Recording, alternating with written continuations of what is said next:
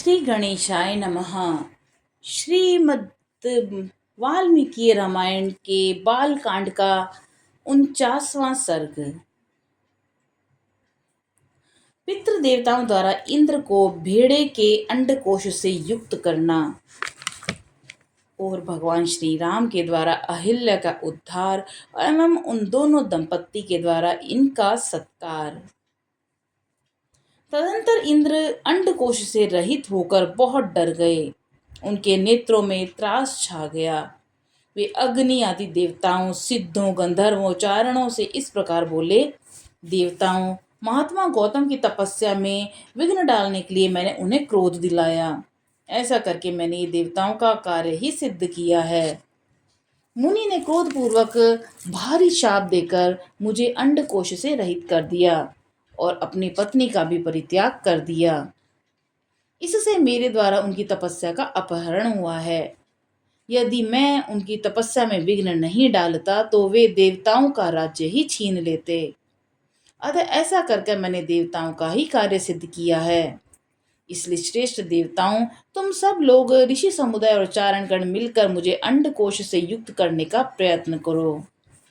इंद्र का यह वचन सुनकर मरुदगणों सहित अग्नि आदि समस्त देवता कव्यवाहन आदि पितृ देवताओं के पास जाकर बोले, पितृगण, यह आपका भेड़ा अंडकोश से युक्त है और इंद्र अंडकोश रहित कर दिए गए हैं। अतः इस भेड़े के दोनों अंडकोशों को लेकर आप शीघ्र ही इंद्र को अर्पित कर दें।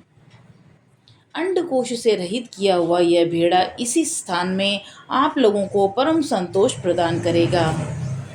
अतः जो मनुष्य आप लोगों की प्रसन्नता के लिए अंडकोश रहित भेड़ा दान करेंगे, उन्हें आप लोग इस दान का उत्तम और पूर्ण फल प्रदान करेंगे।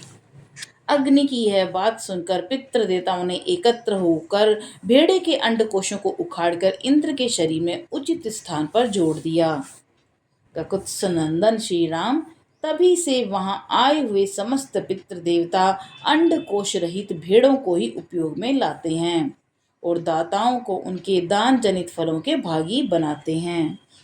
रघुनंदन, उसी समय महात्मा गौतम के तपस्या जनित प्रभाव से इंद्र को भेड़ों के अंडकोश धारण करने पड़े। महातेजस्वी श्री राम, अब तुम पुण्य कर्मा महर्षि गौतम के इस आश्रम पर चलो और इन देवरूपिणी महाभागा अहल्या का उद्धार करो। विश्वामित्र जी का ये वचन सुनकर लक्ष्मण सहित श्री राम जी ने उन महर्षि को आगे करके उस आश्रम में प्रवेश किया। वहां जाकर उन्होंने देखा कि महासौभाग्यशालिनी अहिल्या अपनी तपस्या से दीप्यमान हो रही है। इस लोक के मनुष्य और संपूर्ण देवताओं और असुर भी वहां आकर उन्हें देख नहीं सकते। उनका स्वरूप दिव्य था। विधाता ने बड़े प्रयत्न से उनके अंगों का निर्माण किया था। वे मायामयी सी प्रतीत होती थी और धूम से घिरी हुई प्रज्वलित अग्नि शिखा सी जान पड़ती थीं। ओले और बादलों से ढकी हुई पूर्व चंद्रमा की प्रभा सी दिखाई देती थीं और जल के भीतर उद्भासित होने वाली सूर्य की दुर्धर्ष प्रभा के समान दृष्टिगोचर होती थीं।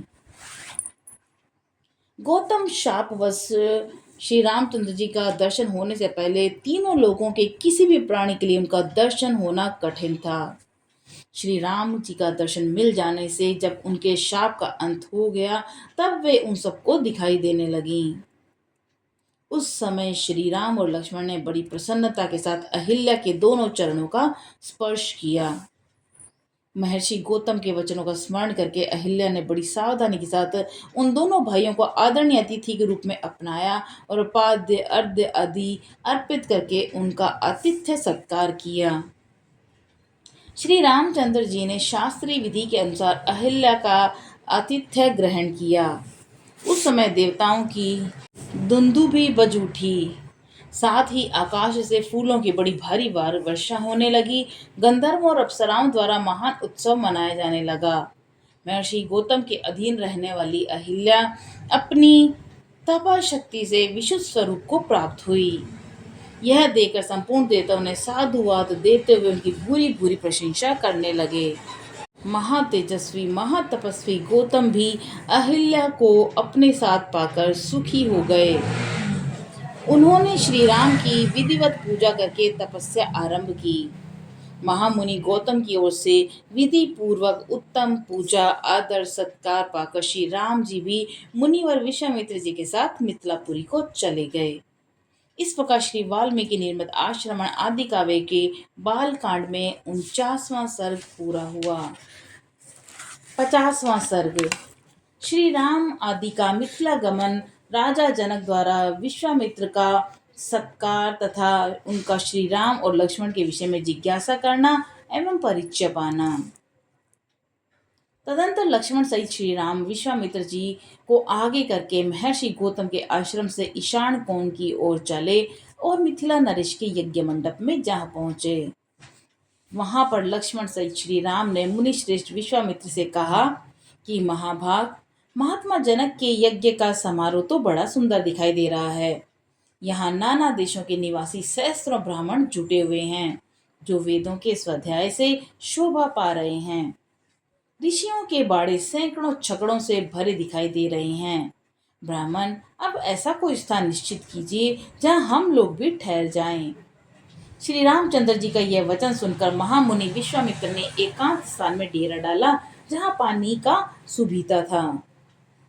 उत्तम आचार विचार वाले नृपश्रेष्ठ महाराज जनक ने जब सुना कि विश्वामित्र जी पधारे हैं, तब वे तुरंत अपने पुरोहितों शतानंद को आगे करके अर्घ लिए विनीत भाव से उनका स्वागत करके आगे चल दिए। उनके साथ अर्घ लिए महात्मा ऋत्विज भी शीघ्रता पूर्वक चले। राजा ने विनीत भाव से सहसा आगे बढ़कर महर्षि की आगवानी की तथा धर्मशास्त्र के अनुसार विश्वामित्र जी को धर्मयुक्त अर्घ्य समर्पित किया। महात्मा राजा जनक की वह पूजा ग्रहण करके मुनि ने उनका कुशल समाचार पूछा तथा उनके यज्ञ को निर्बाध स्थिति के विषय में जिज्ञासा की। राजा के साथ जो मुनि उपाध्याय पुरोहित आए थे, उनसे भी कुशल मंगल पूछकर विश्वामित्र जी बड़े हर्ष के साथ उन सभी महर्षियों से यथा योग्य मिले। इसके बाद राजा जनक ने मुनिवर विश्वामित्र से हाथ जोड़कर कहा कि भगवान, आप इन मुनीश्वरों के साथ आसन पर विराजमान हो जाइए। यह बात सुनकर महामुनि विश्वामित्र आसन पर बैठ गए। फिर पुरोहित ऋत्विज और मंत्रियों सहित राजा भी सब और यथा योग्य आसनों पर विराजमान हो गए। तत्पश्चात राजा जनक ने विश्वामित्र की ओर देखकर कहा कि भगवान, आज देवताओं ने मेरे ऊपर मेरे यज्ञ की आयोजना सफल कर दी। आज पूज्य चरणों के दर्शन से मैंने यज्ञ का फल पा लिया। ब्राह्मण, आप मुनियों में श्रेष्ठ हैं। आपने इतने महर्षियों के साथ मेरे यज्ञ मंडप में पदार्पण किया है, इससे मैं धन्य हो गया। यह मेरे ऊपर आपका बहुत बड़ा अनुग्रह है। ब्रह्म ऋषि मनीषी ऋतुजों का कहना है कि मेरी यज्ञ दीक्षा के 12 दिन ही शेष रह गए हैं। अतः कुशकी नंदन 12 दिनों के बाद यहाँ भाग ग्रहण करने के लिए आए हुए देवताओं का दर्शन कीजिएगा। मुनिवर विश्वामित्र से ऐसा कहकर उस समय प्रसन्न मुख हुए जितेंद्र राजा जनक ने पुनः उनसे हाथ जोड़कर पूछा, महामुने, आपका कल्याण हो। देवताओं के समान पराक्रमी और सुंदर आयुध धारण करने वाले ये दोनों वीर राजकुमार, जो हाथी के समान मंद गति से चलते हैं, सिंह और सांड के समान जान पड़ते हैं, प्रफुल्ल कमल दल के समान सुशोभित हैं, तलवार तरकश और धनुष धारण किए हुए हैं, अपने मनोहर रूप से अश्विनी कुमारों को भी लज्जित कर रहे हैं, जिन्होंने अभी अभी यौवनावस्था में प्रवेश किया है तथा जो स्वेच्छानुसार देवलोक से उतरकर पृथ्वी पर आए हुए दो देवताओं के समान जान पड़ते हैं। ये किसके पुत्र हैं और यहाँ कैसे, किस लिए और किस उद्देश्य से पैदल ही पधारे हैं। जैसे चंद्रमा और सूर्य आकाश की शोभा बढ़ाते हैं, उसी प्रकार ये अपनी उपस्थिति से इस देश को विभूषित कर रहे हैं। ये दोनों एक दूसरे से बहुत मिलते जुलते हैं। इनके शरीर की ऊंचाई, संकेत, चेष्टाएं प्राय एक सी हैं। मैं इन दोनों काक पक्षधारी वीरों का परिचय वृत्तांत यथार्थ पूर्वक सुनना चाहता हूँ। महात्मा जनक का यह प्रश्न सुनकर अमित आत्मबल से संपन्न विश्वामित्र जी ने कहा कि राजन, ये दोनों महाराजा दशरथ जी के पुत्र हैं। इसके बाद उन्होंने उन दोनों सिद्धाश्रम में निवास, राक्षसों के वध, बिना किसी घबराहट के मिथिला तक आगमन और विशालापुरी के दर्शन, अहल्या के साक्षात्कार एवं महर्षि गौतम के साथ समागम आदि का विस्तार पूर्वक वर्णन किया। और फिर अंत में यह भी बताया कि ये आपके यहाँ रखे हुए महान धनुष के संबंध में कुछ जानने की इच्छा से यहाँ तक आए हैं। महात्मा राजा जनक से ये सब बातें निवेदन करके महातेजस्वी महामुनि विश्वामित्र चुप हो गए। इस प्रकार श्री वाल्मीकि निर्मित आश्र रामायण आदि काव्य के बाल कांड में 50वां सर्ग पूरा हुआ। बोलो सियावर रामचंद्र जी की जय, पवन सुत हनुमान जी की जय।